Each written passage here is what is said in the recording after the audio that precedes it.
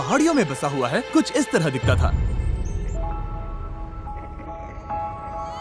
और क्योंकि ये गांव ग्वाटेमाला जंगलों के बीचों बीच बसा हुआ है, एक ऐसा ट्रॉपिकल एरिया जहां गर्मियों में भारी तूफानी बारिश होती है, तब इनमें से कई घर ऐसी भयानक परिस्थितियों के आगे टिक नहीं पाते और यहाँ के लोगों पर अपने परिवार की सुरक्षा के लिए घरों को बार बार बनाने का दबाव पड़ जाता है। हालांकि ग्वाटेमाला सिटी यहाँ से बस 4 घंटों की दूरी पर है और वो इस गांव से बिल्कुल अलग है। वहाँ पक्के बने हुए मार्केट्स और काम मिलने के कई सारे मौके हैं और यही दूरी हम कम करना चाहते हैं। हमें ग्वाटेमाला के इस कम्युनिटी के बारे में पता चलते ही हमने कांटेक्ट किया टेचो को, जिसके साथ हमने 2 साल पहले काम किया था और हमने कोस्टा रिका के गरीब कम्युनिटी के लिए 10 घर बनाए थे ताकि हम इस गांव को नष्ट होने से किसी तरह से बचा सकें। और 1 हफ्ते बाद डैरेन ग्वाटेमाला सिटी के पास पहुंच गए और वहाँ खूबसूरत लैंडस्केप्स और रिच कल्चर होने के बावजूद भी उन्हें जल्दी से एहसास हो गया कि चिसीगुआन के उस छोटे से गाँव तक पहुँचना कितना मुश्किल है। उन्हें पास वाले गांव तक एक चार्टर प्लेन से जाना पड़ा और उसके बाद जंगल से होते हुए मीलों तक चलकर जाना पड़ा। एक ऐसी कसरत जो इन्हें पैसे कमाने के लिए हर रोज करनी पड़ती है। वहां पहुंचने पर डैरेन की मुलाकात हुई एल्बर्टो से, 8 बच्चों के पिता जो अपनी पत्नी मरिया के साथ उनकी देखभाल करते हैं। उन्हें सबसे करीबी सिटी तक पहुंचकर फैब्रिक बेचने के लिए घंटों सफर करना पड़ता है, जिसके लिए सिर्फ $2 मिलते हैं। मतलब उनके परिवार के हर एक सदस्य को हर हफ्ते लगभग $1 में जीना पड़ता है। और इतना ही नहीं, परिवार में सभी को एक ही बेडरूम शेयर करना पड़ता है। अभी ये लोग जिन घरों में रह रहे हैं वो बहुत ही बुनियादी स्तर के हैं। इनके फ्लोर्स मिट्टी से बने हुए हैं। यहाँ कोई बिजली नहीं है। इन्हें घर में आग जलाकर खाना बनाना पड़ता है और खुद को गर्म रखना पड़ता है। और उसके साथ ही एल्बर्ट और उसके कम्युनिटी के लिए पीने का साफ पानी इकट्ठा करने का कोई इंतजाम नहीं है। हमें अब भी जाकर कुएं से पानी लाना पड़ता है और जितना पानी हम इकट्ठा कर पाते हैं वो हमारे पूरे परिवार के सदस्यों के लिए काफी नहीं पड़ पाता।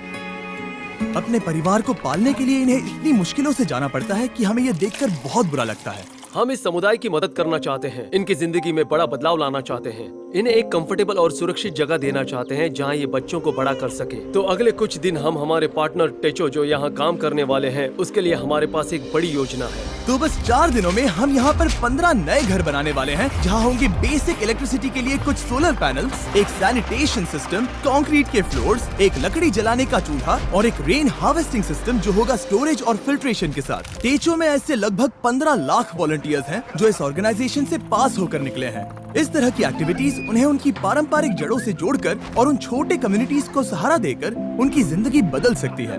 वो अपने और उन कम किस्मत वाले लोगों के बीच की दूरी कम करने में मदद करते हैं। अगले दिन सुबह सुबह जब उस काम को शुरू करने में 4 दिन बचे थे, तब टेचो के करीब 50 वॉलंटियर्स उस गांव में कंस्ट्रक्शन शुरू करने के लिए चले गए और उस गांव में सड़कें कम होने की वजह से डैरेन और उन वॉलंटियर्स को सभी बिल्डिंग इक्विपमेंट्स पहाड़ी की चोटी पर उठाकर ले जाने पड़े जहां वो नए घर बनाए जा रहे थे। इसलिए अगले 48 घंटे बहुत ही मुश्किल होने वाले थे।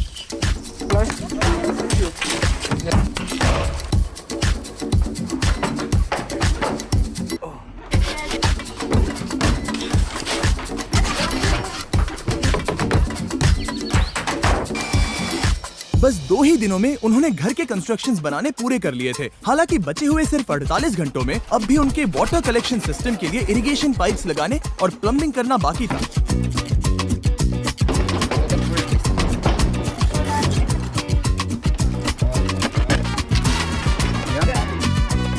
वो यहाँ पर बहुत सारा पानी इकट्ठा कर पाएंगे ताकि बारिश के ना होने पर भी इनके लिए पर्याप्त पानी मुहैया हो सके। ये उनके लिए एक बहुत बड़ी सुविधा है।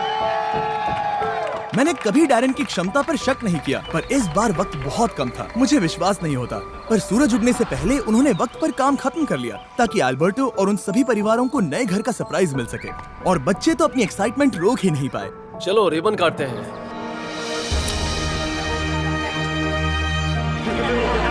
हम तुरंत ही देख पा रहे थे कि ये समुदाय कितना खुश था। उनके चेहरे पर की वो हंसी, उनकी आवाज में एक्साइटमेंट, वो एक बेहद खूबसूरत अनुभव था। वो जिस तरह से शुक्रिया कर रहे थे वो मुझे हमने किए काम से बहुत बड़ा लग रहा था। अब उनके पास और ज्यादा पैसे कमाने के लिए बहुत सारे मौके होंगे, क्योंकि अब उन्हें बारिश के बाद घर को मेंटेन करने के लिए कम वक्त लगाना होगा। और टेचो के बनाए हुए नए रोड से उन्हें पास की कम्युनिटी में आना जाना आसान हो जाएगा। अब बिजली के होते उनके बच्चों को रात में पढ़ने में बहुत आसानी होगी। ये नए चूल्हे हेल्दी खाना बनाना बहुत आसान कर देते हैं और इसी से ये कम्युनिटी बड़ी हो जाएगी और एक दिन एक फुली फंक्शनल गांव बन जाएगा।